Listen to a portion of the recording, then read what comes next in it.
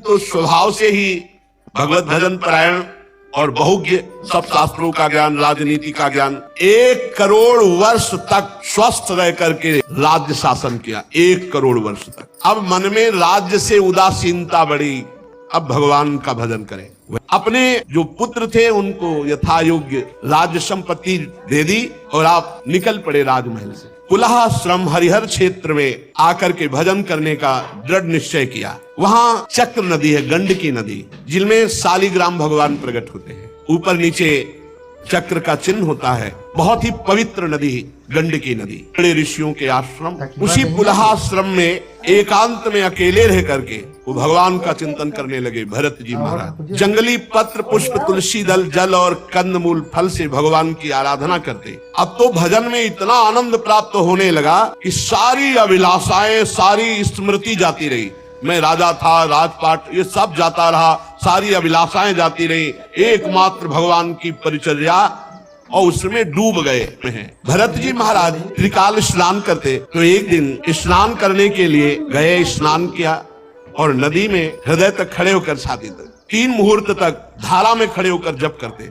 इसी समय एक हरनी प्यास से व्याकुल हो जल पीने के लिए आई और वो गर्भवती थी। नदी के तीर पर जहां धारा में खड़े जप कर रहे थे वहीं वो पीछे से जल पीने आई। अभी वो जल पी ही रही थी, बहुत भयंकर सिंह की दहाड़ सुनाई दी और डरपोक स्वभाव भी होता है और हरनी वो डर गई और वो भीषण शब्द ऐसा लगा कि उसको लगा कि मेरे पीछे ही सिंह है। बड़ी ऊंची छलांग होती है हिरण की, और उसे लगा मेरे प्राणों पर बल आई, एकदम किनारे से छलांग मारी की धारा को, गंडकी नदी की पार कर जाए। अब वो जो छलांग मारने की प्रक्रिया थी उससे गर्भ योनि द्वार से निकल करके जल की धारा में गिरा। अब वो मृगी गर्भवती थी तो छलांग मार के पार तो नहीं जा पाई, वो भी गिर गई, डरी हुई थी, वहीं मर गई। अब ये दृश्य भरत जी जप करते हुए देख रहे थे। उन्होंने देखा कि हरनी तो मर गई, जो बच्चा था जल में प्रवाहित हुआ।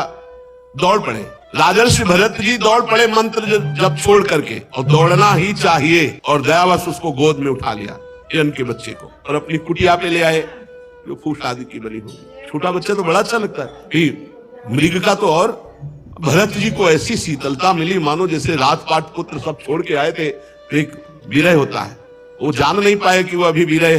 कितनी ऊंची स्थिति का वर्णन किया है। भगवान के चरणारविंद के ध्यान में शरीर पुलकित, तो रोमांच और ऐसी स्थिति कि अब क्या पूजा करनी ये भी सुध नहीं रह गई। अब उस बच्चे को रात दिन छाती से लगा के रखना और दुलार करना, तो 2-3 दिन में वो तो चलने तो 2-4 घंटे में लगता है, 2-3 दिन में तो छलांग मारने लगा। अब उसी के लिए हरी घास बिन के लाना और छाती से लगाए हैं, गले में बैठा ले हैं, पुचकारते, चूमते, हृदय से लगाते। अब सब यम नियम पूजा छूट गई, भगवान का चिंतन छूटने लगा। ये खास बात, ऐसा विचार करने लगे, देखो काल चक्र का प्रभाव, ये अपनी माँ से अलग होकर मेरी गोद में आ गया, अब ये मेरा शरणागत है, अब मैं इसे नहीं छोड़ सकता, क्योंकि मैं ही इसका माता पिता भाई बंधु हूँ, मैं ही इसका संगी हूँ, मेरे सिवाय इस जगत में इसका कोई है नहीं, और ये भी मुझ पे बहुत विश्वास करता है। और वो भी छोटा बच्चा तो अपने छोटी सी गोद से ऐसे करता। भरत जी के कांधे पे प्रेम है, अब पूरे परिवार का प्रेम छोड़कर एकांत भजन कर रहे थे।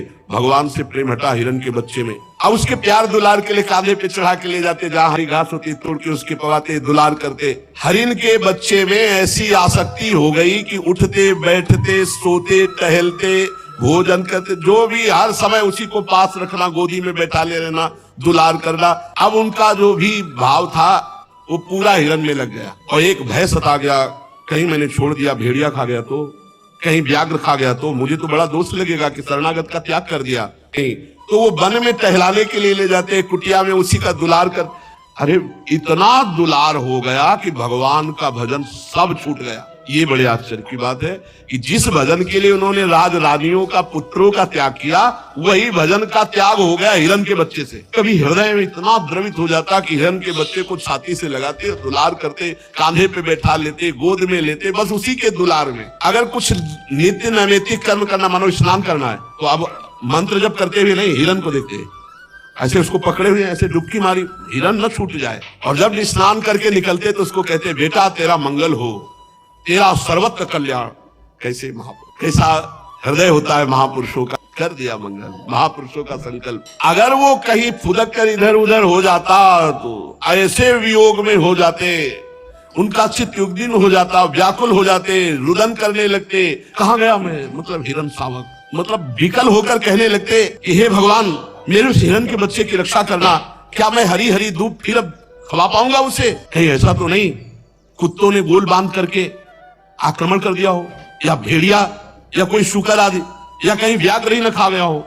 अरे संपूर्ण जगत कुशल के लिए प्रकट होने वाले वेदत्यागी भगवान सूर्यास्त होना चाहते, लेकिन मेरा मृग दिखाई नहीं दे रहा, हाय कैसे क्या करूं, कहां जाऊं? महाराज भरत, हे हरिण राजकुमार, मुझ पुण्यहीन से यदि कोई गलती हो गई हो तो तुम क्षमा कर दो, तुम आ जाओ। कैसी दशा, कैसी पूरी जैसी भगवान पर दशा वही यही है। आस यही द्रवित हृदय को बचाओ, अगर कहीं फंसा तो वैसे ही फंसता। मृग शावक को इतना प्यार किया कि प्रारब्ध में मृग शावक आ गया। ये देखो प्रारब्ध बन गया मृग शावक। बहुत भगवद आराधना रूप योगानुष्ठान पूरा खत्म हो गया, पूरा खत्म हो गया।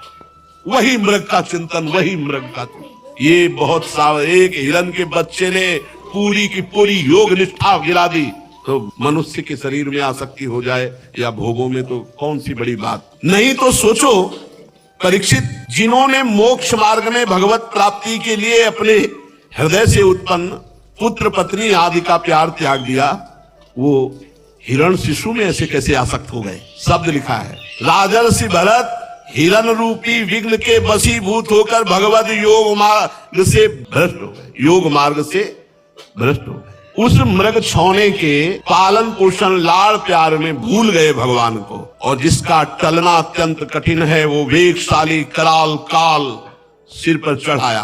भरत जी की मृत्यु का समय आया और भगवान की लीला के उस समय हिरण सिराने ही बैठा था, शोकातुर। भरत जी हिरण की तरफ देख रहे, चित्त पूरा हिरण में लगा कि मेरे मरने के बाद इसका पालन कौन करेगा, इसको दुलार कौन करेगा। यही चिंतन होते शरीर छूट गया। अंत काल के अनुसार बिल्कुल साधारण पुरुष जैसी मृत्यु हुई भरत जी की, साधारण पुरुष ने, असाधारण महापुरुष की साधारण पुरुष जैसी मृत्यु। शब्द लिखा है, भगवान की स्मृति नहीं हुई, मृग को देखते हुए मृग की स्मृति में शरीर छोड़ा तो उनको मृग शरीर की प्राप्ति हुई। परंतु भगवान का भजन कभी व्यर्थ नहीं जाता, इसलिए उस योनि में उनको अपने पूर्व जन्म की याद रही कि मैं महाराज भरत एक मृग की आसक्ति के कारण मृग बना,